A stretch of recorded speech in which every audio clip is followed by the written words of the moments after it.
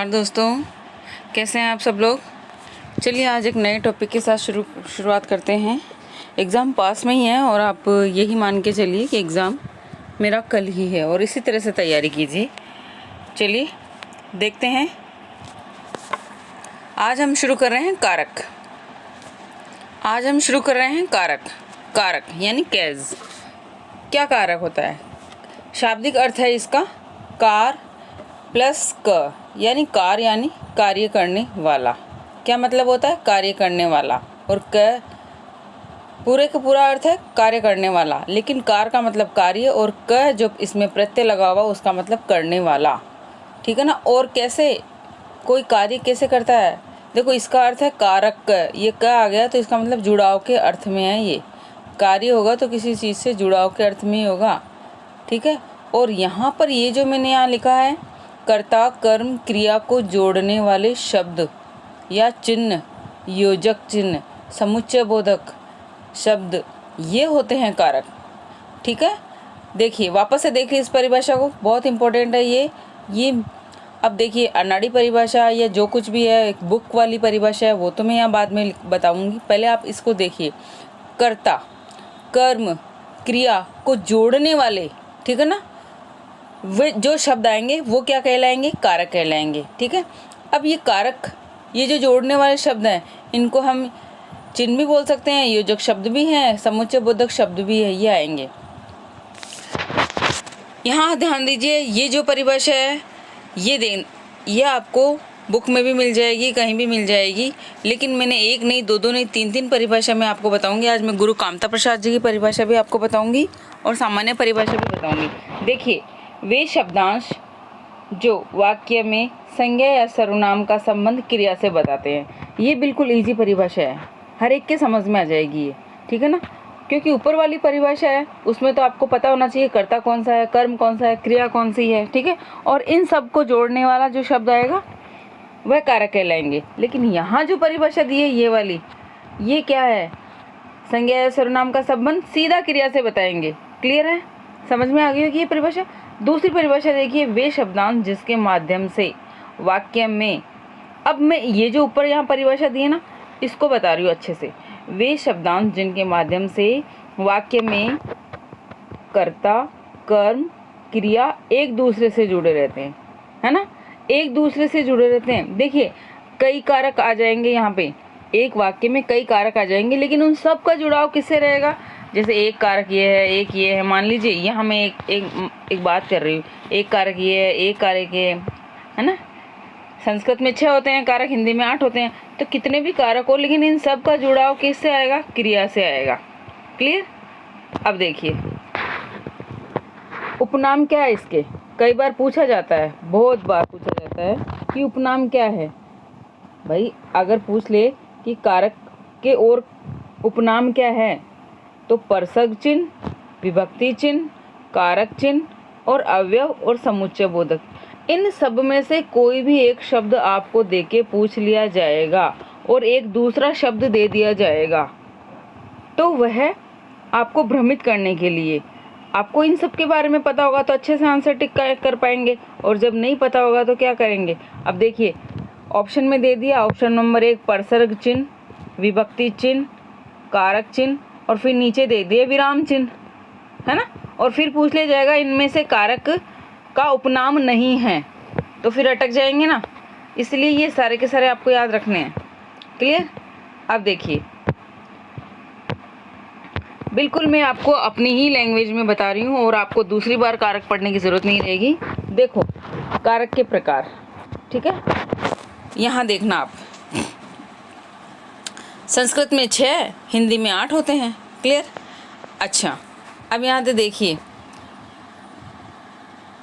कारक चिन्ह, कर्ता कर्म, है ना, इनके चिन्ह यहाँ साइड में लिख रखे हैं। ये जो लिख रखे हैं ये सबके इनके चिन्ह हैं, इधर वाले ये चिन्ह हैं ये। तो कर्ता ने कर्म को करण से के द्वारा माध्यम साधन जुड़ाव के अर्थ में, क्लियर है ना, जुड़ाव के अर्थ में। अभी और बताऊंगी, 2-4 चीज़ें और मैं बताऊंगी, आप वीडियो अंत तक देखिए, बने रहिए और थोड़ा धैर्य रखिए। तो करण से संप्रदान के लिए दान देने के भाव में, है ना, दान देने के भाव में, या वास्ते या खातिर या जो वापस ना ले, ठीक है ना। अभी आगे इनका और डीपली पढ़ेंगे। एक बार मैं आपको इनका पूरे का पूरा समग्र रूप से यहाँ पे थोड़ा सा हल्का सा एक खाका बना के देख रही हूँ कि हमें कारक में क्या क्या पढ़ना है। तो संप्रदान हो गया, अपादान हो गया, संबंध हो गया और अधिकरण और संबोधन है। ये एंड में संबोधन लिखा हुआ है, ये थोड़ा मैं ऊपर कर देती हूँ। ये सारे के सारे हमने 8 कारक देखे हैं, ठीक है। और स्टार क्यों लगाया अभी वो भी बताऊंगी।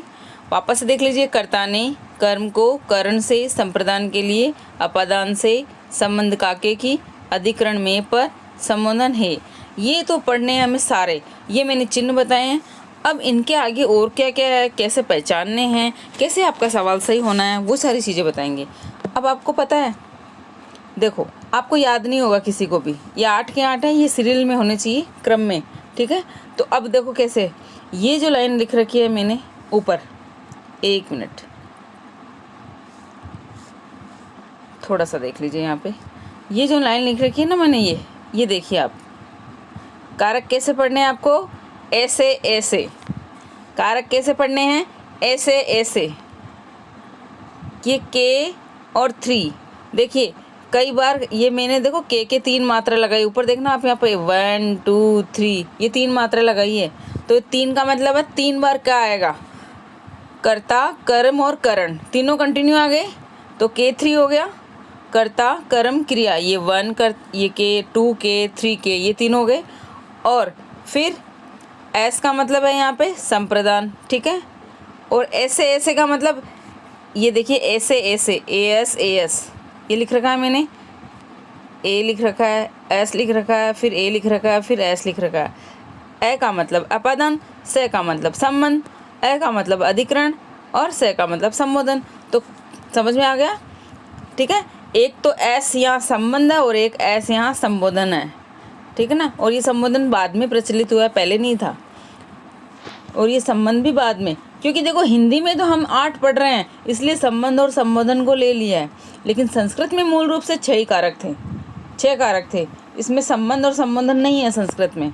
लेकिन अब का, के, की, ना, ने, नी, ये देखिए ये वाला संबंध में मैंने ये जो एरो लगाया बता रही हूँ आपको, का, के, की, ना, ने, नी, रा, रे, री, ये बताने के लिए भी तो कारक की ज़रूरत पड़ेगी, ठीक है।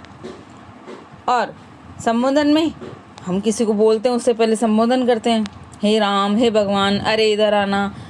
इसलिए ये सारे, ये जो दोनों कारक है, ये सब मिलाकर 8 कारक हो गए। और ये दो कारक है, ये बाद में प्रचलित हुए। तो आपको समझ में आ गया कारक कैसे पढ़ने हैं, ऐसे ऐसे। के 3 कर्ता, कर्म, करण, ठीक है। ए से अपादान, एस से संबंध, ए से अधिकरण और वापस एस से संबोधन। ये देखिए आपको ये पॉज करके नोट करके लिख लेना है, ठीक है। अब आगे बढ़ें। अब इनको एक एक का डेप्थ में देखते जाएंगे और उदाहरण भी करेंगे और प्रश्न कहाँ से बनता है वो भी देखेंगे।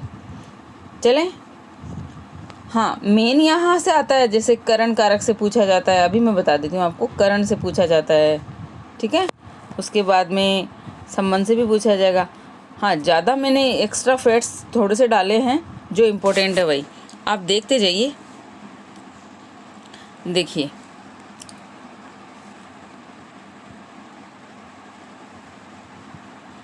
तो कुल मिलाकर ये कहा जा सकता है कि सभी कारक संज्ञा सर्वनाम पद होते हैं, ठीक है।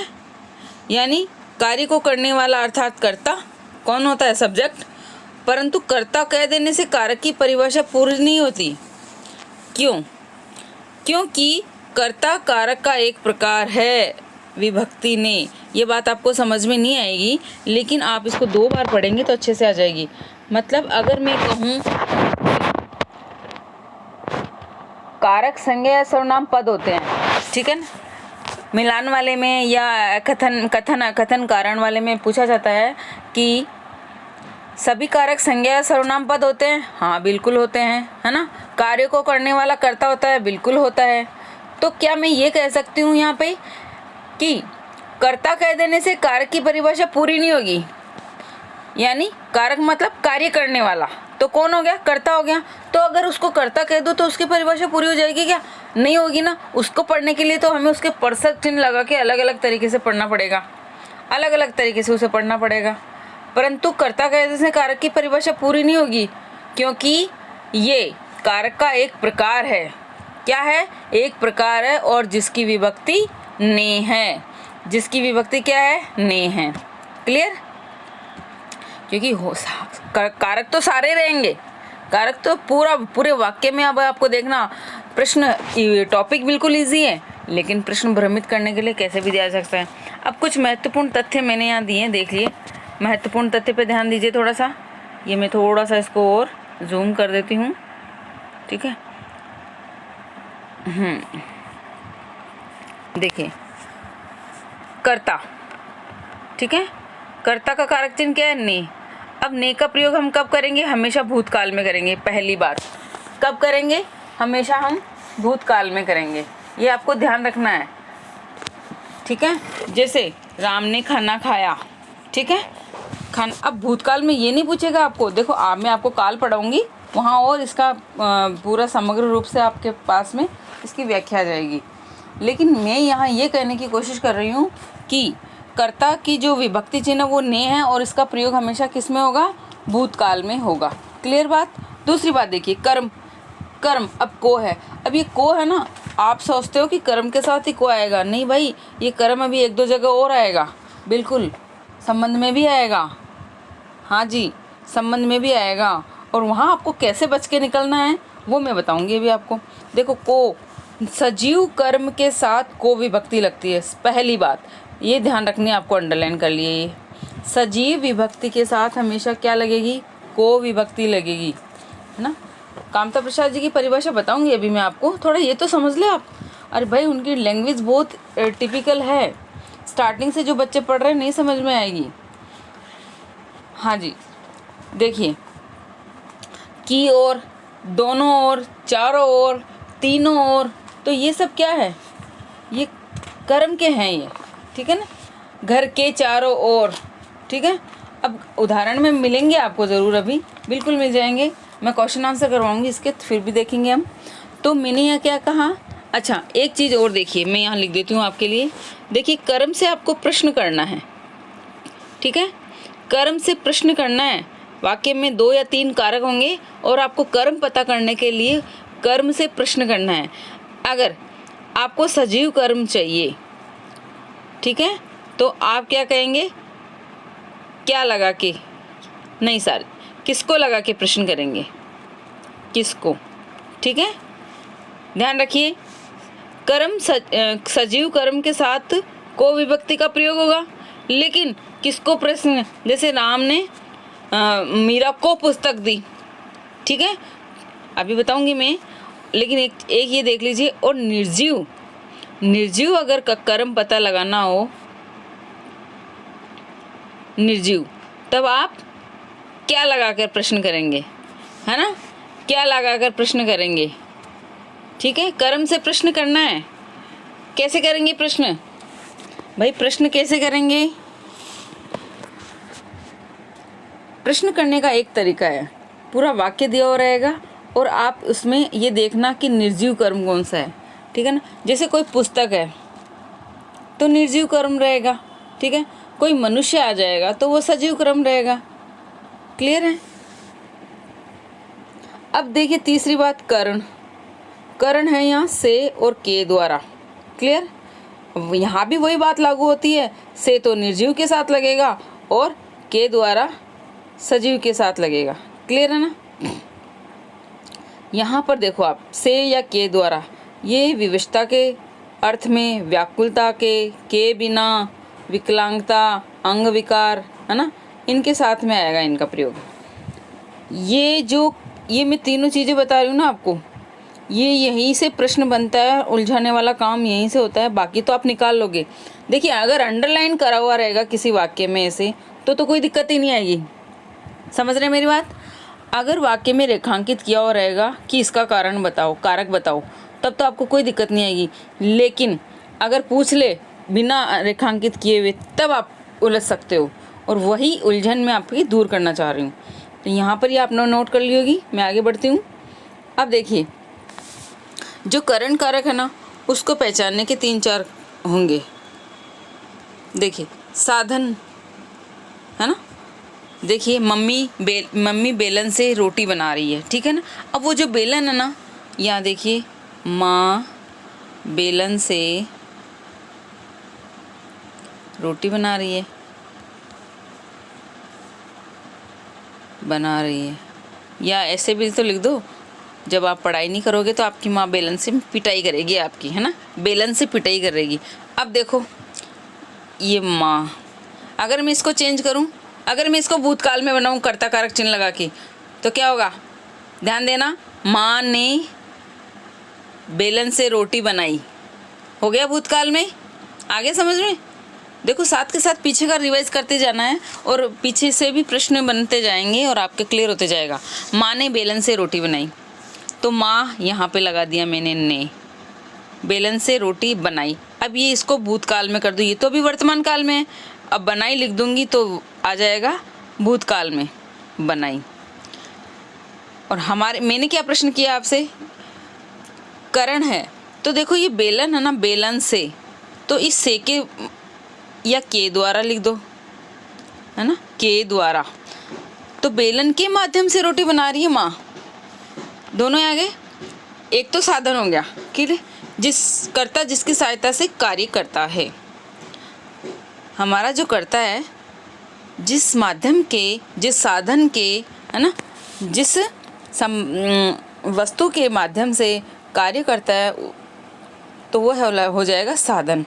एक होता है स्नेह के भाव में, क्लियर, स्नेह यानी भाव से भी करता है कोई, प्रेम से बोलते हैं ना मंदिर में, प्रेम से बोलो जय माता की, तो प्रेम से, तो भाव हो गया प्रेम का, बिल्कुल। यहाँ सारे के सारे भाव आएंगे, अभी बताते जाऊंगी मैं आगे। अब देखिए आप यहाँ पे क्या बताया जा रहा है, विकलांगता, देखो पहचान ही माध्यम बन जाए, ये लाइन आप इसको वेरी इंपॉर्टेंट लाइन है, अंडरलाइन करके रख ले। वह दिमाग से पागल है, जैसे हम किसी को जानते तक नहीं है, ठीक है ना, लेकिन जब भी कभी हमारे सामने आएगा तो हम क्या कहेंगे, ये तो पागल है, हाँ ये तो पागल है, उसकी पहचान ही पागल है। क्यों? क्योंकि वो पागलों जैसी हरकतें करता है, जैसा बोलना चाहिए वैसा बोलता नहीं है, जहाँ खाना चाहिए, जहाँ उठना चाहिए, जहाँ पहनना चाहिए वहाँ वो कार्य न करके समाज के विपरीत जाकर कार्य करता है, ठीक, बेढंगी बातें करता है। ये जो भी पागलपन के होते हैं ना, जैसे खाता है तो खाया जाएगा, पीता है तो पिए जाएगा, बोलता है तो बोले जाएगा, ध्यान नहीं रहेगा कहाँ कितना खाना है, कहाँ कितना बोलना है, कैसे चलना है, ठीक है, तो पागल, वहाँ पहचान ही माध्यम बन जाए। अब देखो एक शब्द होता है मदांध, मद से अंधा, देखो यहाँ देखना आप, विकलांगता के अर्थ में, ठीक है ना, वो तो हो गया विकलांगता के अर्थ में। अब यहाँ पे क्या बता रही हूँ मैं, अब विकलांगता अंग विकार, ये प्रश्न एक दो उदाहरण दूंगी, आगे बताऊंगी अभी आपको। और ये मद से अंधा, तो ये मद के द्वारा अंधा, यानी साधन है इसका अंधे होने का। क्या है साधन?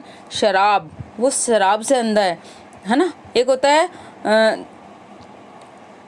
धर्मांध, धर्म के द्वारा अंधा, तो वो तो अच्छी बात है कि धर्म में अंधा हो गया ये तो, है ना।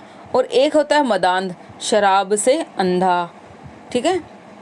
अभी एक और आएगा जन्मांध, बिल्कुल हाँ जन्मांध आएगा। तो ये मदांध और जन्मांध, ये दो शब्द आपको बहुत प्रॉब्लम करेंगे, आगे देख रहे हैं हम, आ रहा है, थोड़ा धैर्य बनाए रखें। और बताऊंगी अभी मैं एक बार इनके, आप एक बार देख लीजिए। संप्रदान है, संप्रदान का मतलब के लिए। देखिए यहाँ दो चीज़ आती है, के लिए आ जाता है, ठीक है। अब देने के भाव में क्या होगा, देने के भाव में, ठीक है ना। देखो दो कारक दो जगह आपसे लड़ने को तैयार रहेंगे और आपको कैसे निकालना है वही बताने की चेष्टा कर रही हूँ दोस्तों। देखो के लिए, देने के भाव में, अच्छा किसी को हम प्रणाम करेंगे ना, अभिवादन करेंगे तो भी संप्रदान होगा। जैसे हम झुक के प्रणाम करते हैं ना, तो भी संप्रदान होगा, अच्छा लगने के अर्थ में, है ना। जैसे किसी को, अच्छा फिर जिसके लिए कार्य किया जाए, तो हम किसी के प्रति कोई कार्य करते हैं तो रुचि से करते हैं, है ना।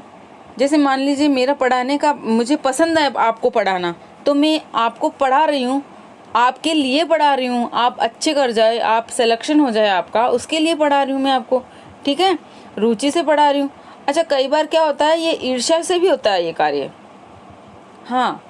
और कई बार ये नम, जैसे नम तो मैंने बता दिया ना प्रणाम करने के अर्थ में, अभिवादन में।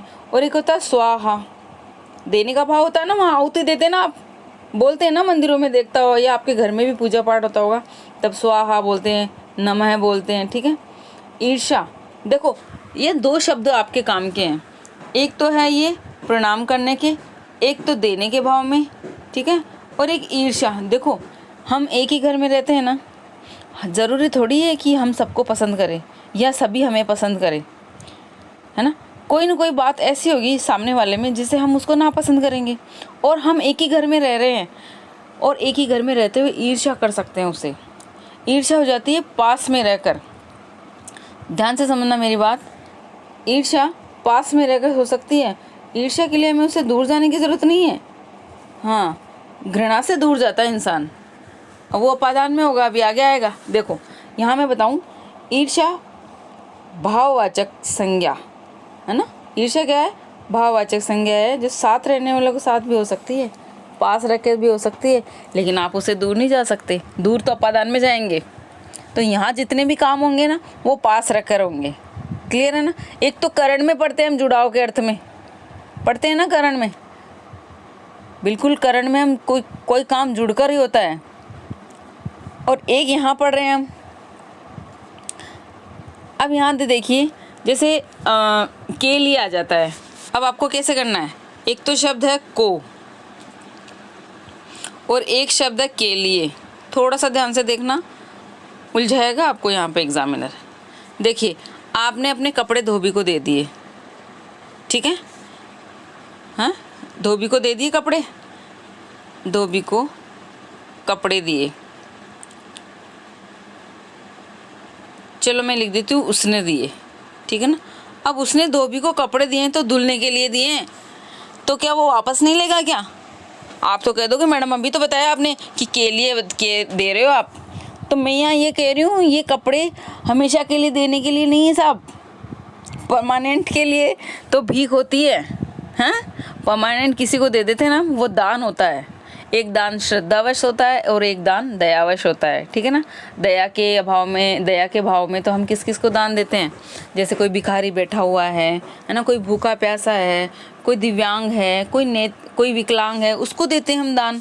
तो जो दे, ये के लिए जो यहाँ से आएगा ना, दिव्यांगों के लिए मिठाई लाया है, जैसे एक उदाहरण लिखिए, वह दिव्यांगों के लिए मिठाई लाया है।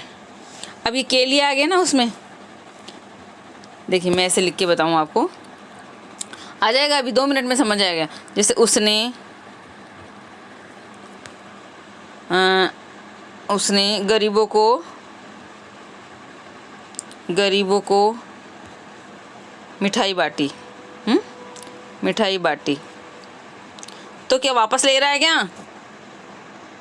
देखो यहाँ मैंने के लिए भी नहीं लगाया है, ध्यान रखना, और को मैंने एक, अब उसने क्या दान देने के अर्थ में मिठाई बांटी, आप वाक्य को भी पढ़ना, देखो कितने कारक है, एक तो आ गया इसके सर्वनाम के यहाँ लगा हुआ है उसने, एक लगा हुआ है यह गरीबों के आगे ये को, ठीक है ना। मिठाई बांटी किस रूप में बांटी? दान देने के लिए, क्यों? अच्छा अगर मैं यहाँ ऐसे लिखूँ भिखारी को, तो ये संप्रदान होगा भाई साहब, पक्का संप्रदान होगा ये। एक शब्द में यहाँ लिखूँ कि उसने धोबी को कपड़े दिए, उसने धोबी को कपड़े दिए या गरीब को कपड़े दिए, 2 चीज़ है ना, उसने धोबी को कपड़े दिए, उसने गरीबों को कपड़े दिए, उसने गरीबों को कपड़े दिए। अब बताओ मुझे क्या होगा, यहाँ जो ये धोबी को कपड़े दे रहा है ना, यहाँ आएगा कर्म, और यहाँ जो ये कपड़े दिए ना, यहाँ आएगा संप्रदान। ये जो कर्म है ये तो कपड़े दे रहा है और वापस लेगा, क्योंकि धोने के लिए, प्रेस करने के लिए दिए, तो ये तो परमानेंट नहीं दिए ना। यहाँ जो कपड़े उसने दिए ना गरीबों को, वह कपड़े वापस लेगा, पहनने के लिए दिए। आप इसको ऐसे भी समझ सकते हैं। एक उदाहरण और बताती हूँ। राम ने मोहन को 500 रुपये दिए, तो दान थोड़ी है भाई साहब, उधार दिए। अगर शब्द आ जाए राम ने मोहन को 500 रुपये उधार दिए, तो क्या आएगा? कर्म आ जाएगा, क्योंकि वापस लेगा वो उधार दिए तो। और एक आ जाए कि उसने मंदिर निर्माण हेतु 1000 रुपये का चंदा दिया। क्लियर? अब यहाँ भी दान दिया तो है। निर्माण हेतु आ गया ना शब्द, निर्माण हेतु शब्द आ गया, निर्माण हेतु के वास्ते, मंदिर के विनिर्माण हेतु, है ना, सड़क के निर्माण हेतु के वास्ते। तो अपनी इच्छा से दे रहा है, वो अपनी पसंद से दे रहा है, उसकी रुचि है दान देने की, तभी तो दे रहा है। तो आ गया समझ में। आगे हम इसके 1-2 उदाहरण और देखेंगे। आगे चलें। देखिए अपादान पढ़ते हैं। संज्ञा, यहाँ संज्ञा या सर्वनाम से अलग होने का भाव होगा। पढ़ते जाएं और लिखते जाएं, नोट करते जाएं। जैसे अपादान से पृथक, एक से तो हमने पढ़ा था कर्ण से, वहाँ के द्वारा था और वहाँ जुड़ाव का अर्थ था। क्लियर? एक से पढ़ेंगे हम यहाँ अपादान में, खुद से ही अलग होगा वो, है ना, स्थान से अलग, खुद से ही अलग। 3-4 चीज़ें मैं आपको नोट करवाना चाहूँगी यहाँ पे। देखिए, अलग होने के अर्थ में या वहाँ से मुक्त हो रहा है या वहाँ से रहित हो रहा है। आत्महत्या का कारण भी हो सकता है, रेल से कटकर मर गया, जैसे खुद से ही अलग हो रही है। जैसे हिमालय से गंगा निकलती है तो खुद से ही अलग हो रही है ना। अब जन्मांध आ गया यहाँ पे, जन्म लेने के बाद। भ्रूण में थोड़ी पता लगेगा आपको। जैसे मान लीजिए किसी के गर्भ में बच्चा है, तो हमें थोड़ी पता है वो अंधा है, लेकिन जैसे ही वो जन्म ले लेता है, हम उसकी डॉक्टर उसकी नाल काट देते हैं, नाल काट देते हैं जिससे वो नाभि बनती है, नाल काट देते हैं। उसके बाद, है ना, वो उससे माँ से अलग हो जाता है, जहाँ से जन्म लेता है ना, अपनी माँ से, यानी खुद की ही माँ से वो अलग हो रहा है। जब तक नाभि नहीं काटेंगे वो जुड़ा रहेगा उससे, और जैसे ही नाभि काट देंगे वो वहाँ से अलग हो जाएगा। ठीक है ना? और जब बच्चा संसार में आ जाएगा तो भी माँ से अलग हो जाएगा। ऐसे भी बोल सकते हो। तो भ्रूण में हमें नहीं पता है कि वो अंधा है या मतलब उसका अपंग है। ठीक है ना? अंग विकार वहाँ पढ़ा था हमने, विकलांगता वाले में, करण में। यहाँ पर क्या है, यहाँ पर क्या है देखो। अब अंग विकार का भी मैं उदाहरण दूंगी, दोनों क्लियर करवाऊंगी मैं भी आपको। देखो यहाँ पर क्या है, जन्म लेने के बाद पता लगता है, भ्रूण में पता नहीं लगता, जन्म लेने के बाद पता लगता है। ठीक है, कि वो जन्म से अंधा है। जैसे सूरदास जी थे, सूरदास जी जन्मांध थे, बहुत जने कहते हैं, लेकिन मैं नहीं मानती, क्योंकि इतनी सुंदर कविताएं उन्होंने कृष्ण के लिए लिखी हैं, वात्सल्य का उन्होंने जीता जागता बेजोड़ नमूना दिया है। तो मैं तो नहीं मानती कि वो जन्म से अंधे हैं। उन्होंने ज़रूर देखा है कुछ ना कुछ, और एक जगह आया भी हुआ है। आपके काम का नहीं है, नहीं तो मैं आपको पूरी स्टोरी यहाँ बताती। देखिए भाव, अब यहाँ से किन किन कंडीशन में यह अपादान कारक होता है, बड़ी बारीकी से देखना होगा। यहाँ एग्जामिनर आपको 1 मिनट में मात खिला सकता है। देखिए, खुद से अलग होना, ये लिख लीजिए आप 1 लाइन। तो एक ही जन्मांध का उदाहरण आप टिक कर लीजिए बिल्कुल, क्योंकि हर एक कारक का आपको एक उदाहरण होना चाहिए। जैसे मैं हमेशा कहती हूँ, संधि में भी कहती हूँ, हर एक वाक्य का एक उदाहरण आप ध्यान रख लीजिए। 2 देख लीजिए, 3 देख लीजिए। लेकिन आपको अगर ऐसे ही आप रट नहीं सकते इन चीज़ों को, 1-1, 2-2 उदाहरण साथ में लेके आपको ध्यान रखना पड़ेगा। देखिए निषेधता के अर्थ में, देखिए बदबू, है ना, ये घृणा है। पहला नंबर देखिए, 1 मिनट सॉरी बच्चों, देखो ये देखो, ये जो भाव है ना, ये घृणा भी एक भाव है। तो घृणा हम दूर होकर कर सकते हैं। ईर्ष्या हम पास रख कर सकते हैं ना, तो घृणा हम दूर होकर कर सकते हैं। भाव सारे होते हैं, प्रेम है, ईर्ष्या है, दया है, लोभ है, लालच है, क्रोध है, मोह है। ठीक है, कितने सारे नौ रस होते हैं, वैसे ही 9 भाव भी होते हैं। अब देखिए घृणा हम दूर रख कर कर सकते हैं। जैसे मान लो किसी के पास आप बैठे हो और भयंकर पसीने की बदबू आ रही है, तो आपको वहाँ से दूर हटना ही पड़ेगा। आप उसे नहीं कह सकते कि भाई तू नहाता नहीं है या तू स्प्रे लगाया कर या कुछ भी, आप उसको वहाँ से दूर हटना ही पड़ेगा। आप कहीं बैठे हो और आपके सामने कहीं से गंदा पानी आ जाए या कोई नाली में से गंदा पानी आ रहा है, बदबू आ रही है भयंकर, ठीक है ना, या कोई जानवर आप जहाँ से निकल रहे हो आपको पता नहीं है और आप बैठे हो और जानवर मरा हुआ है, आपको ध्यान नहीं है, लेकिन आप वहाँ ज़्यादा देर नहीं बैठ सकते, आपको तुरंत हटना पड़ेगा। विभत्स रस में घृणा का भाव होता है, ठीक है। अगर कोई जैसे रेट वाले बच्चे देखे तो थोड़ा ध्यान रखना, पद्यांश और गद्यांश में आता है ये रस पूछा जाता है। तो विभत्स रस जो होता है ना, उसमें घृणा का भाव होता है, क्योंकि वह उससे घृणा करेगा। और घृणा देखो, बदबू से तो दूर हटता ही हटता है इंसान, किसी से वैसे ही घृणा करता है ना, मैं इसकी शक्ल तक नहीं देखना चाहता, बहुत घृणा हो जाती है कि कोई बात चुप जाती है, कोई चीज़ उसे अच्छी नहीं लगती है, या कभी कुछ किसी ने ऐसा किया होगा तो वह वहाँ से उसके पास ही नहीं बैठेगा, यहाँ तक कि सामने तक देखना पसंद नहीं करते हैं। एक बार जो मन से उतर जाए ना तो वैसे ही नहीं देखने का मन करता है, उससे घृणा होने लगती है। क्लियर है, समझ में आ गया होगा। यहाँ देखिए दूसरा है निषेधता, यानी मना करने के भाव में, मना करने के भाव में। सड़क पर मत खेलो बोलते हैं हम, सड़क पर मत खेलो, दूर हटकर खेलो बोलते हैं ना। धोखा मत कीजिए, बोलते हैं ना, धोखा मत कीजिए, निषेध है ना, दूर न जाइए, साथ मत छोड़िए। कितने अच्छे अच्छे वर्ड हैं हैं और रिक्वेस्टली कितनी इन शब्दों में देखिए ना आप, है तो निषेधता लेकिन अपनापन कितना है, अपनापन कितना है। धोखा मत दीजिए, किसी से बोलते हैं ना, धोखा मत दीजिए, दूर न जाइए, साथ मत छोड़िए। हाँ जी हाँ, किताबों का साथ मत छोड़िए और अपने आप को धोखा मत दीजिए, क्योंकि आप अपने आप को धोखा देंगे तो अपने माँ बाप को भी धोखा देंगे। किताबों से दूर ना जाइए, ठीक है। अब देखिए भय जब उत्पन्न हो जाता है ना तो इंसान अपने आप ही वहाँ से हट जाता है। जैसे कोई कुत्ता भौंक रहा है बुरी तरह से, या आपको पता नहीं है, आप किसी गली से जा रहे हो, आराम से मस्ती में आप टहलते हुए जा रहे हो, अचानक सामने आपसे कुत्ता आ जाए तो आपको डर लगेगा और आप वहाँ से भागोगे, कुत्ते के डर से भाग रहा है इंसान। देखो भय से, देखो एक चीज़ मेरे यहाँ ध्यान रखना, बदनामी से डर लगता है, चोरी से डर लगता है, ठीक है ना, कुत्ते से डर लगता है भाई, बदनामी से भी डर लगता है जब, और चोरी से भी डर लगता है।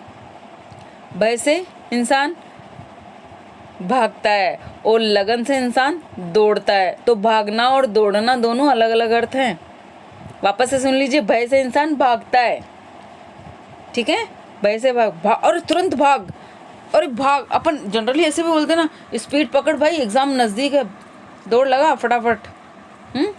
तो भय से इंसान भागता है और लगन से दौड़ता है। जब किसी को रेस में उतारोगे आप तो वो लगन से दौड़ेगा, वहाँ उसे भय नहीं होगा, भय होगा लेकिन हारने का भय होगा। समझ रहे हैं मेरी बात को, भय होगा वहाँ पे लेकिन हारने का होगा, और फिर हारने के भय से वो लगन से दौड़ेगा। अब यहाँ पर एक और रह गया, द्वेष, गलानी, लज्जा, शिक्षा लेने के अर्थ में। ये सारे के सारे मैंने एक ही जगह लिख दें। जैसे द्वेष से भी अलग हो जाता है इंसान, किसी से ग्लानि होती है तो भी अलग हो जाता है। जैसे लज्जा है ना, लज्जा से भी अलग हो जाता है इंसान, वहाँ से अलग हट जाता है। अच्छा, शिक्षा लेने के, मैंने आचार्य से अधीत किया, मैंने आचार्य से सीखा। जैसे मैंने किसी से सीखा और आप मुझसे सीख रहे हैं तो मेरे से तो अलग होगी ना ये चीज़, मैंने आपको दे दी और आपने ले ली, ठीक है। अब है तुलना के अर्थ में भी, नीचे मैंने तुलना लिखा हुआ है, तुलना के, और एक समय सूचक, दो में तुलना होगी, है ना। यह देखिए तुलना के अर्थ में समय सूचक शब्दों में, जैसे कल से बारिश हो रही है, कल से बारिश हो रही है, ये समय सूचक शब्दों में भी आता है भैया। राम लक्ष्मण से अधिक शांत है, बुद्धिमान है, दो की तुलना हो गई, ठीक है। हाँ, एक चीज़ मैं आपको यहाँ नोट करवा दूँ कि कहाँ पर हमें ये कारक चिन्ह जब आ जाते हैं इस टाइप से तो कहाँ से क्या करना है। देखिए से द्वारा, ठीक है ना, तो कोई कभी कभी क्या होता है कि प्रेरित करता है, दो स्थिति में होता है, दो स्थिति में होता है। देखो यहाँ पर थोड़ा सा वापस आ जाइए, थोड़ा सा, ताकि कन्फ्यूज़न दूर हो जाए। यहीं पर देखो ये से द्वारा, वहाँ पर भी हम से पढ़ रहे हैं, अपादान से पढ़ रहे हैं, और यहाँ पे भी से है, तो यहाँ इन दोनों को साथ रख के पढ़ना पड़ेगा आपको। देखो से द्वारा ना कभी कभी दो स्थिति में होता है। एक तो होता है, जैसे मान लीजिए मैं एक उदाहरण लिखती हूँ आप, ठीक है, राम ने श्याम से मकान बनवाया, मकान बनवाया।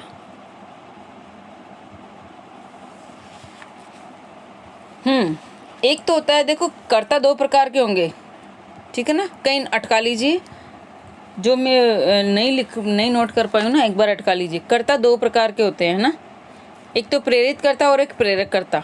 ध्यान रखना, दो प्रकार के होते हैं। अगर पूछ ले डेप्थ जाकर, SI और रिट में पूछा जा सकता है, ज़्यादा से ज़्यादा डीपली अगर क्वेश्चन आए तो कर्ता कितने प्रकार के होंगे जी? दो प्रकार के होंगे कर्ता भी। हाँ, एक तो प्रेरित कर्ता और एक प्रेरक कर्ता। तो ये देखो यहाँ पर प्रेरित और प्रेरित का भी बताऊंगी। यहाँ देखना, राम ने श्याम से मकान बनवाया। अब ये जो मकान है ना, यहाँ पे भी को लिखा हुआ है, ये भी कर्म है, सॉरी ये भी कर्ता है, कारक है ना, ये भी, ये कारक है, ये कारक है, ये कारक है। ये जो लगे हैं ना बीच में, ये इनके चिन्ह हैं। ध्यान आ गया। अब देखिए राम ने, ठीक है ना, कर्ता हो गया। श्याम से, तो श्याम के द्वारा, है ना। यहाँ पर प्रेरित कौन है? कौन है यहाँ पे? प्रेरित करता। तो ये जो राम है ना, ये प्रेरित कर रहा है और प्रेरक है ये तो। और प्रेरित किससे हुआ है? जो बनवा रहा है। नहीं समझ में आएगा अभी आपके, हल्का सा समझ लीजिए, हल्का सा। कई बार क्या होता है, चीज़ें ध्यान में रहते हुए भी ध्यान नहीं होती है, नहीं ध्यान होती है। एक तो होता है प्रेरित करता और एक होता है प्रेरित, जो काम करवा रहा हो और जो कर रहा हो, ठीक है। भाई मुझे किसने प्रेरित किया? काम तो मैं कर रहा हूँ ना। तो प्रेरक कौन है आपके? जैसे आप पढ़ रहे हो तो किसी ने तो प्रेरित किया होगा, पढ़ तो आप रहे हो, ठीक है। इसी तरह से होता है ये। इजी चीज़ है, बिल्कुल इजी है, समझ में आ जाएगी आपको। हाँ जी, थोड़ा सा देख लीजिए एक बार। कई बार क्या होता है, प्रधान कर्ता कितने ही कारक आ जाए, वाक्य में कितने ही कारक आ जाए, लेकिन जो क्रिया के पास वाला आएगा ना, वही कारक होगा। देखिए यहाँ पर आप सोचे कि नहीं, प्रेरित कर्ता के साथ में क्या होता है, राम ने श्याम से मकान बनवाया, है ना। राम ने श्याम से, ये प्रेरित कर रहा है, ये राम प्रेरित कर रहा है। ये प्रेरित कर्ता कौन है? राम है, ठीक है। तो यहाँ पर क्या होगा, अब कर्मवाच्य और भाववाच्य, ये देखो ऐसे शब्द आएंगे ना, ये कर्मवाच्य और भाववाच्य में आते हैं। तो कर्म तो कौन है? सोहन द्वारा मोहन से कपड़े धुलवाए। एक वाक्य ऐसा है, सुन लीजिए, सेम सा वाक्य है। सोहन द्वारा मोहन से कपड़े धुलवाए, ये धुलवाए है ना, समर्थता का भाव है ना। भाववाच्य, वाच्य भी क्लियर हो जाएगा, अभी आपको मैंने पढ़ा रखा है, प्लेलिस्ट में जाके देखिए। भाववाच्य शब्द है ये, वाक्य पूरा भाववाच्य हो गया। ये कपड़े धुलवाए, बनवाया, मकान बनवाया, ये भाववाच्य हो गया साहब। एक कर्ता दूसरे कर्ता से काम करवाता है, ठीक है। एक कर्ता दूसरे कर्ता से काम करवाता है, वो प्रेरित कर्ता के साथ आता है। क्लियर? ज़्यादा से ज़्यादा पूछा जाए तो है, और अदरवाइज आप इसको नोट कर ले कहीं साइड में। अब यहाँ पर एक चीज़ और बताना चाहूँगी मैं आपको, चाहे एक वाक्य में कितने ही कारक आ जाए, है ना, परंतु अगर पूछे आपसे कि प्रधान कारक कौन सा है इसमें, ध्यान दीजिए, एक वाक्य में चाहे कितने ही कारक आ जाए, ये आप लिख ही लीजिए कहीं पे, मैं बोल रही हूँ आपको, एक वाक्य में कितने ही कारक आ जाए, चाहे कितने ही कारक आ जाए, लेकिन अगर एंड में ये जो क्रिया है ना, ये जो क्रिया के पास वाला जो कारक है ना, वह प्रधान कारक होगा। एक बात, ठीक है। दूसरी बात, अगर वाक्य में सारे ही कारक हो, ठीक है ना, और फिर आपसे पूछे कि प्राथमिकता किसको देनी है, तो वो आप थोड़ा धैर्य बनाए रखें, वो भी मैं बताऊंगी, क्योंकि अभी आया नहीं है वो। तो यहाँ तो ये चीज़ तो आपको ध्यान आ गई होगी आपने कि करना क्या है अब आपको, ठीक है। और कर्म और अपादान अगर हो तो आपको किसको प्राथमिकता देनी है? अपादान को प्राथमिकता देनी है। ध्यान रहे, अपादान को प्राथमिकता देनी है, ठीक है। अपादान को प्राथमिकता देनी है आपको। यहीं पर लिख लीजिए आप ये सारी चीज़ें, मैं बता देती हूँ आपको, बिल्कुल इजी हो जाएगा। देखिए कहीं अटका लेना, कर्ता व कर्म अगर एक वाक्य में आए तब आपको क्या होना है? कर्म को प्रधानता देनी है, ठीक है। दूसरी बात, कर्ता व कर्म हो, ये कर्म लिख रखा है मैंने, कर्म और करण, ये तीनों आ जाए तो आपको करण को प्राथमिकता देनी है। ठीक है, करेंगे, हमें उदाहरण भी करेंगे। और तीसरी बात अपादान, मैं एक बार फिर से बोल दूंगी ताकि अगर मेरा कुछ लिखने में साफ नहीं हो तो आपको समझ में आ जाए। अपादान और कर्म हो तो आपको किसको प्राथमिकता देनी है? अपादान को। ठीक, और संप्रदान व कर्म हो तो आपको संप्रदान को देना है। ठीक है, संप्रदान को देना है। अब जो मैं लिखने वाली बात बता रही हूँ, एंड वाली बात, सभी कारक हो वाक्य में, ठीक है, तो आपको संबोधन को प्राथमिकता देनी है। वेरी इंपॉर्टेंट लाइन, सभी कारक, ऊपर लिख रही हूँ मैं, ध्यान देखना, सभी कारक होने पर किसको प्राथमिकता देंगे? संबोधन को। क्योंकि देखिए, जैसे मोदी जी नहीं बोलते हैं भाइयों और बहनों, फिर पूरी लाइन बोल देते हैं, ठीक है ना, फिर चाहे कितने ही कारक आ जाए उसमें, अगर ऐसी कुछ लाइन आ जाए आपके सामने तो आपको वहाँ संबोधन को प्राथमिकता देनी है। क्लियर?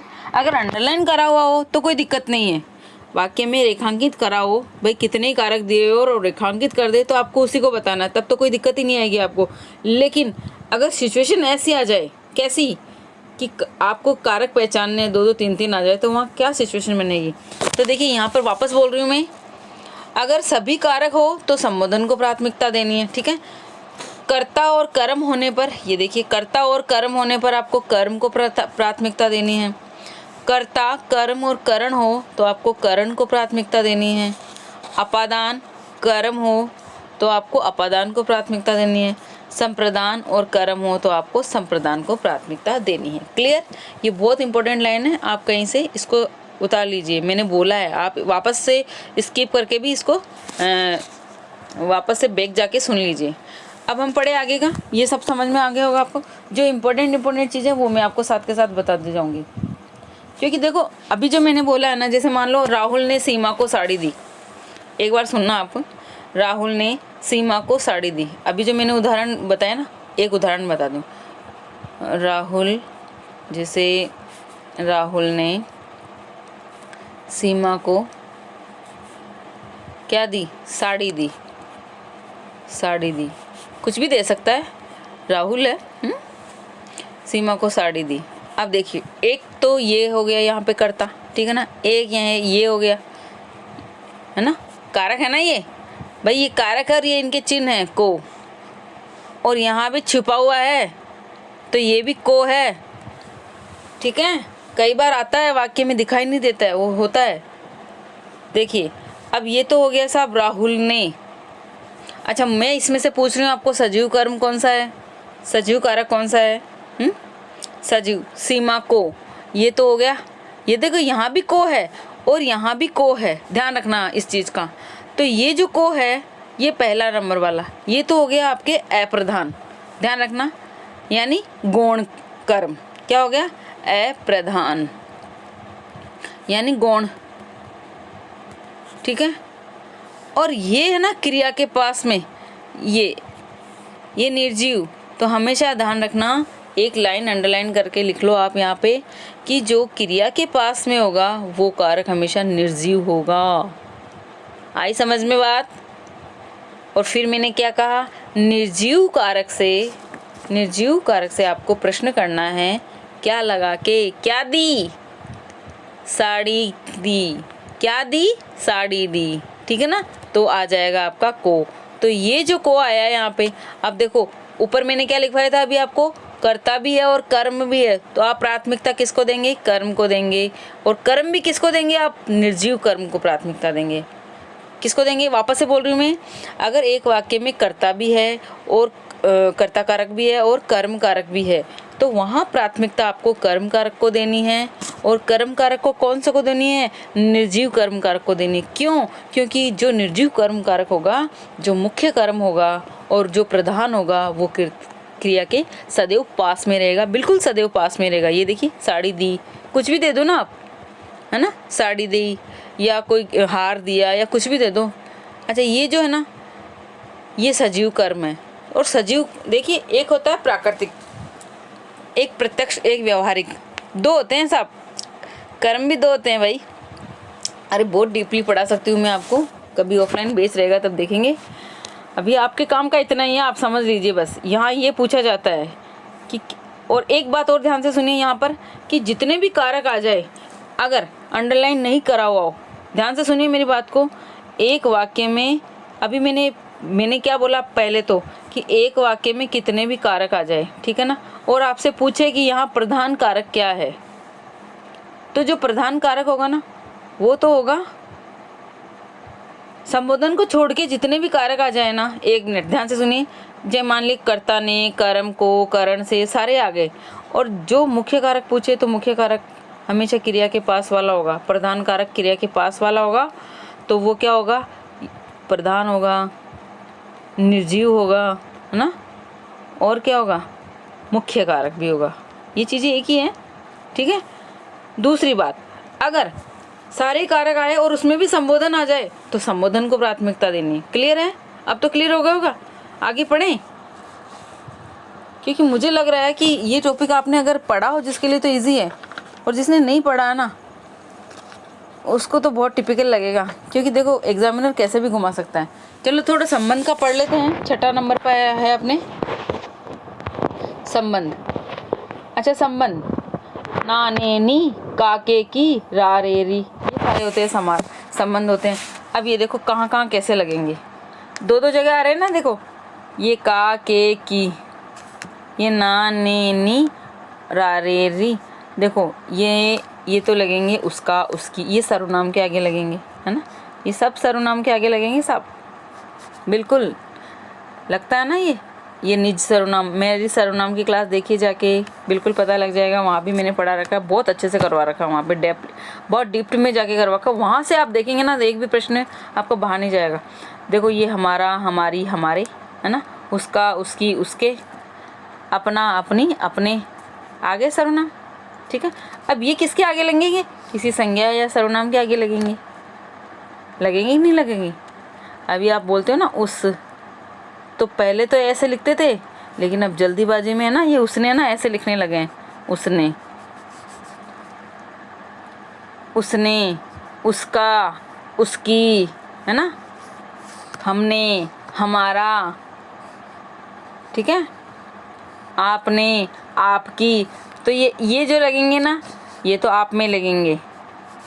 हमको तो लगाना भी मत, हमसे करना, हमको तो गलत हो जाएगा। हम के आगे लगाओगे ना, जैसे मान लो हमने, तो सही है, मुझको भी मत करना। जिसमें को लगेगा ना जिस सर्वनाम में, वो तो गलत हो जाएगा, केवल आपके अलावा आप सही रहेगा, आपको, आपका, आपकी। क्लियर? अब देखिए आगे देख लेते हैं इसको थोड़ा सा। संज्ञा, सर्वनाम और कर्ता, ठीक है ना, क्या रहेगा, संज्ञा, सर्वनाम या कर्ता, इनके आगे लगेंगे ये। संबंध कारकों के पश्चात विभक्ति चिन्ह। अब देखो संबंध कारकों में विभक्ति चिन्ह कैसे लगते हैं। जब मैंने ऑफलाइन के बैच में पढ़ाया था ना, तब बच्चे बोले मैडम हमने बहुत जगह पढ़ा लेकिन इस तरह से कारक नहीं पढ़ा, क्योंकि इतना डीपने में हमने नहीं पढ़ा। हम तो सोचते थे 7 विभक्ति चिन्ह होते हैं और छुट्टी करो। नहीं भाई, ऐसा नहीं होता है। देखो राम दशरथ के पुत्र हैं, राम दशरथ के पुत्र हैं, ठीक है, यहाँ राम का संबंध बताया। देखो ये कहीं भी आ जाएगा, आएगा, आप ये मत सोचना कि आगे आएगा ये पीछे आएगा। देखो ये संज्ञा है और ये भी संज्ञा है, तो 2 संज्ञाओं में संबंध बता रहने के लिए ये भी तो संज्ञा है। क्लियर? मैंने क्या कहा ऊपर देखो, ये वाली लाइन पढ़ो आप, संज्ञा या सर्वनाम, है ना, या कर्ता में संबंध बताएंगे, ठीक है। तो ये राम हो गया, दशरथ हो गया, ये पुत्र, ये तो तीनों ही संज्ञाएं हैं, ठीक है। यहाँ भी देखिए राम, ये दशरथ राम के पिता हैं। अब ये जो आ रहा है ना ये कारक चिन्ह, ये तो एक ही हो गया ना, एक ही हो गया ना, क्योंकि ये संज्ञा के साथ में है, संज्ञा के साथ में है, चाहे यहाँ आए चाहे, अब संज्ञाओं को आगे पीछे कर दो कोई फर्क नहीं पड़ेगा, इसका संबंध होना चाहिए। और संबंध क्या है, राम का दशरथ से संबंध है, और राम का दशरथ से संबंध दिखाने के लिए के चिन्ह प्रयुक्त किया जा रहा है। एक बार देखना, ये देखना, घर के आंगन में नीम का पेड़ है, 2 आ गए ना, घर के आंगन में नीम का पेड़ है, तो यहाँ घर से, घर का आंगन, ठीक है ना, घर आंगन अपन बोलते ना, घर आंगन कौन सा समास है, कौन सा कारक चिन्ह है, बिल्कुल। और फिर ये तत्पुरुष समास भी तो आ जाता है, उसमें संबंध में आते ही नहीं आते हैं। समास पढ़ रखे हैं तो ठीक है, करनी हो तो कमेंट में लिख देना, मैं करवा दूंगी जैसे भी टाइम मिलेगा। उसका घर है, वह उसका घर है जिसके घर में रोज जलेबी बनती है। हम क्यों बुरा सोचे कि उसके घर में क्या हो रहा है, जलेबी बनती है। ये उसका घर है जिसके घर में रोज जलेबी बनती है और बहुत अच्छी खुशबू आती है, हैं? तो देखो संबंध बताने के लिए ये जो जिसका लिखा ना, ये समुच्चय बोधक है, आया समझ में, उसका सर्वनाम है। अब यहाँ नोट करके मैंने कुछ चीज़ें लिखाई है, ध्यान से देखना। सर्वनाम शब्दों में विभक्ति साथ में पाई जाती है, जो मैंने अभी लिखवाया आपको, ऊपर लिखवाया ना उसने, यहाँ पे अपने, वे अपने रिश्तेदार है, ठीक है, वे आपके रिश्तेदार हैं, वह आपकी क्या लगती है, वे हमारे रिश्तेदार हैं, ये साथ में लगेंगे। ये रारेरी, काके की, नानेनी, इस साथ में लगेंगे। अब मैंने यहाँ एक थोड़ा सा ये देखिए आपको समझाने के लिए बताया है, एक प्रश्न कैसे बनेगा। अब थोड़ा आ जाइए, है ना, बहुत देर हो गई पढ़ते पढ़ते। प्रश्न कैसे बनेगा, देखो, सिर का दर्द, एक शब्द है सिर दर्द, और उसमें अलग अलग कारक दे दिए, आपको पहचानना है कि क्या है, ठीक है। एक शब्द है सिर का दर्द, एक शब्द है सिर में दर्द, शब्द दे देंगे केवल सिर दर्द, ये दे दिया शब्द सिर दर्द, एक दे दिया आपके सिर में दर्द, एक सिर दर्द दे दिया, और एक सिर के लिए दर्द दे दिया। तो बताओ करना क्या है, पहचानना आपको, ऐसे देंगे वहाँ पे।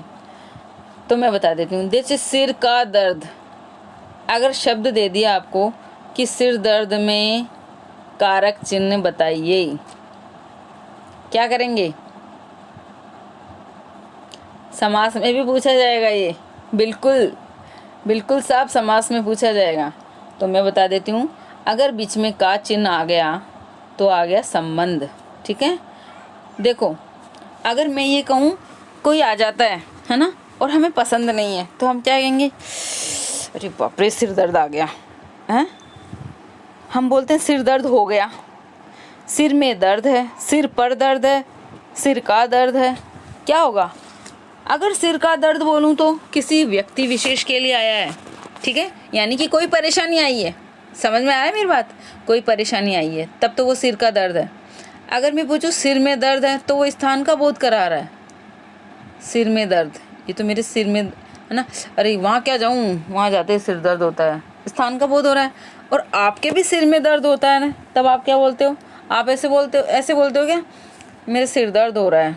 वाक्य में बोलते हैं जब तो सिर दर्द बोलेंगे, देखो मैंने लिख रखा है यहाँ साफ साफ, अगर हम वाक्य में प्रयोग करेंगे जब तो बोलेंगे सिर दर्द, ये सामासिक शब्द हो जाएगा, और ये एक बहुब्री शब्द, बहुब्री समास है। सिर दर्द क्या है, बहुब्री समास है, और सिर के लिए दर्द तो कुछ ही नहीं है, ये तो ऐसे मैंने आपको भ्रमित करने के लिखा है। दो ही चीज़ें पूछी जाएगी, एक तो संबंध पूछा जाएगा, एक अधिकरण पूछा जाएगा, और एक पूछा जाएगा कि समास कौन सा है, तो बहुब्री समास है, और चौथा दे देगा कि सिर के लिए दर्द में है, तो ये गलत है या सही है ना। इनके सामने ये सारे दे देंगे कि सिर का दर्द संबंध हो गया, सिर में दर्द अधिकरण हो गया, सिर दर्द बहुब्री समास हो गया, फिर चौथा ऑप्शन दे देंगे सिर के लिए दर्द, जो दे देगा ये सही नहीं है। तो सिर के लिए दर्द थोड़ी होता है, अच्छा सिर में भी दर्द किसी की ज़रूरी थोड़ी है, ये पूरा का पूरा अपना सिर है, जैसे किसी के पीछे होता है, किसी के बीच में होता है, किसी के साइड में होता है, तो होता तो सिर में ही है ना, सिर के ऊपर तो होने से रहा, सिर पर भी नहीं होगा, ठीक है ना, सिर पर भी नहीं होगा, सिर में ही होगा अंदर, क्लियर। बहुत छोटी छोटी चीज़ें हैं लेकिन समझनी पड़ेगी भाई साहब, किताबों में तो दे दिया जाता है लेकिन किताबें समझाने के लिए थोड़ी आएंगी। अब देखिए अधिकरण सातवां में पर, ये किसके लिए आएंगे आपके, आपको जैसे ये आ जाए ना कारक चिन्ह, आपको कहाँ लगा के प्रश्न करना है, ठीक है। इसको पहचानने का तरीका बताती हूँ, जैसे में और पर, तो ये स्थान विशेष के लिए आएगा, कहाँ का मतलब ही क्या होता है, स्थान, कहाँ का मतलब क्या होता है? स्थान। अच्छा, एक तो होता है जैसे 3 जने बैठे हुए हैं, 4 जने बैठे हुए हैं, उसमें सबसे अच्छा कौन है? तो वो भी तो अपना स्थान बना रहा है। 20 लोगों में एक अपना स्थान बनाता है। जैसे अवस्थाएं नहीं होती हैं, उत्तरावस्था, उत्तमावस्था, है ना, उत्तम अवस्था, तीनों होती है ना विशेषण की मूल अवस्थाएं, बिल्कुल इसी में आती है ये। जैसे कवियों में राजा, तो बहुत सारे कवि सम्मेलन हो रहा था और बहुत सारे कवि बैठे हुए थे एक जगह। तो फिर किसी ने इशारा किया, क्या देखो कवियों में तो राजा वही है। तो कौन सी अवस्था की? उत्तम अवस्था। बहुत सारों में तुलना होती है ना किसी एक की। क्लास में भी बहुत सारे बच्चे होते हैं, वहाँ भी तुलना होती है। कवियों में राजा, जैसे मान लीजिए देवराज है ना, देवराज इंद्र, देवों में राजा बोलते हैं ना, देवताओं में राजा, देवताओं के राजा। अब देवताओं के राजा तो संबंध का हो गया, और देवराज, देवों में राजा, बिल्कुल अलग अलग आपको पहचान के लिए दिया जाएगा। अब यहाँ पर देखिए, मैंने नोट करके लिखा, ये लाइन देखिए, जिन शब्द से कार्य, आधार, समय, स्थान का बोध हो, क्रिया विशेषण स्थानवाचक आता है इसमें, क्रिया विशेषण स्थानवाचक इसी में आता है, ठीक है ना। जिस वाक्य से कार्य, आधार, समय या स्थान का बोध हो, वाक्य में अधिकरण कारक होते हैं, और 2 प्रकार से होते हैं। एक तो होता है स्थानाधिकरण और एक होता है कालाधिकरण। क्लियर? स्थानाधिकरण का मतलब होता है स्थान के पीछे, तो कोई भी स्थान आएगा ना, उसके पीछे उसमें आएगा पर आएगा। क्लियर? ऊपर, पर, जैसे छत पर, है ना, पर आ जाएगा, जिससे जहाँ वो आदमी खड़ा ना, जहाँ जो वस्तु पड़ी है वो इसका स्पर्श हो रहा होगा। जैसे मान लीजिए आपने अपनी टेबल पर एक पुस्तक रख रखी है, तो पुस्तक कहाँ पड़ी है? टेबल पर, तो टेबल का पुस्तक से स्पर्श हो रहा है, वहाँ आ जाएगा स्थानाधिकरण, स्थान के पीछे लगेंगे ये। क्लियर? और एक होता है कालाधिकरण, उसमें समय आएगा, ठीक है, समय आएगा। और समय के लिए क्या? जैसे कमरे में पंखा चल रहा है, एक वाक्य बता रही हूँ मैं आपको, कमरे में पंखा चल रहा है, तो ये जो पंखा है वो कमरे में चल रहा है, वो है, आप किसी चीज़ से स्पर्श नहीं कर रहा है, चल रहा है, लटका हुआ है वो। पर जहाँ आएगा वहाँ स्पर्श होगा, और में जहाँ आएगा वहाँ स्पर्श नहीं होगा। बिल्कुल सिंपल सी चीज़ है समझने के लिए। जैसे कुएं के अंदर, है ना, कुएं में मेंढक बोल रहे हैं, और एक मुंडेर पर, दोनों उदाहरण बता दिए मैंने आपको। चोर अंधेरे में छिप गया, समय का बोध हो रहा है ना, अंधेरे में। अंधेरा कब होता है? रात को होता है। और रात क्या है ना, रात होता है 12 बजे का समय, 1 बजे का, 9 बजे बाद रात ही रात है। छत पर कोई खड़ा है, स्थान पर खड़ा है ना, और ये में दोनों आगे। बोतल में पानी है, घर में चोर घुस गए, घर पर मेहमान आए हैं। अब मेहमान घर पर आए हैं, कोई बाहर से आ रहा है, और हम पूछते हैं भाई क्या हुआ, भीड़ कैसे लगी है? कि उनके घर पर मेहमान आए हैं। अब वो मेहमान आ गए हैं, घर पर आए हैं, तो डायरेक्ट थोड़ी किसी कमरे में जाएंगे, कमरे नंबर 4 में मेहमान है, फिर बोलेंगे अपन कमरा नंबर 4 में है। क्लियर? मतलब इनसाइड जो चीज़ है वह मे के लिए आएगी, ठीक है, आता है ना इनसाइड। हाँ, राधा अपनी माँ पर गई है, ये देख लीजिए, राधा अपनी माँ पर गई है, ये कौन सा वाक्य है? ये भी अधिकरण है। क्लियर? अब है एंड में 2-4 चीज़ें बातें बची हुई है संबोधन की, वो देख लेते हैं थोड़ा सा। संबोधन, हे, अरे, ओ, विस्मयबोधक चिन्ह लगेगा, तो आपको यहाँ तो बिल्कुल डरने की आवश्यकता ही नहीं है, बिल्कुल पहचान जाएंगे। विभक्ति पहले व कारक बाद में लिखा जाता है, जैसे हे राम, फिर यहाँ विस्मयादिबोधक चिन्ह आ जाएगा। विस्मयादिबोधक चिन्ह में भी आता है ये। रे नप बालक, हे नाथ, ओ बेटा, इधर मत आना, ओहो, अरे ये क्या हो गया? ये विस्मयादिबोधक, ठीक है। अब परिभाषा देखो किसकी? संबोधन की, जिसमें का वाक्य से पहले संबोधन आए। और मैंने संबोधन की एक बहुत अच्छी चीज़ बताई थी आपको कि जितने भी सारे कारक आ जाए, अगर किसी वाक्य में संबोधन हो ना, तो प्रधानता संबोधन को ही दी जाएगी। ये तो हो गई इसकी चीज़। अब हम थोड़ी ये 2 चीज़ें बता रही हूँ मैं। एक तो कर्ता की जो परिभाषा ना, देख लीजिए, कर्ता के प्रयोग हेतु विभक्ति ने विभक्ति का प्रयोग होगा और भूतकाल में होगा, ठीक है। और वाक्य में क्रिया या कर्म को करने वाला कर्ता होता है। आई समझ में बात? चलिए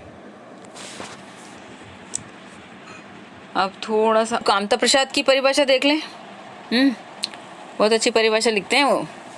देखिए, संज्ञा या सर्वनाम के जिस रूप से उसका संबंध वाक्य के किसी दूसरे शब्द से प्रकाशित होता हो, है ना। देखो टिपिकल लैंग्वेज, अब प्रकाशित होता हो तो आप तो सोच रहे हैं पता नहीं क्या प्रकाशित करवाएंगे।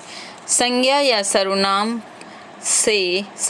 के जिस रूप से उसका संबंध वाक्य के किसी दूसरे शब्द से प्रकाशित होता हो उस रूप को कारक कहते हैं। जैसे देखो, रामचंद्र जी ने खारी जल से समुद्र पर बंदरों से पुल बंधवा दिया, ठीक है ना।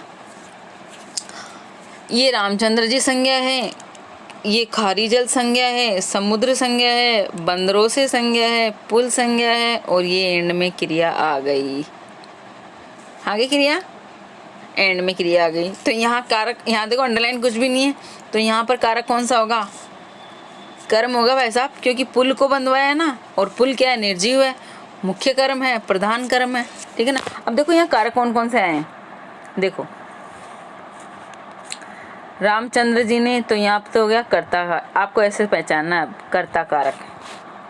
खारी जल के, ये संबंध हो गया, ठीक है, संबंध हो गया, संबंध कारक, ऐसे पहचानना आपको। पर ये अधिकरण हो गया, ठीक है, अधिकरण हो गया। बंदरों से, किसके माध्यम से? बंदरों से, बंदरों से, है ना, किसके द्वारा? बंदरों के द्वारा, तो करण हो गया।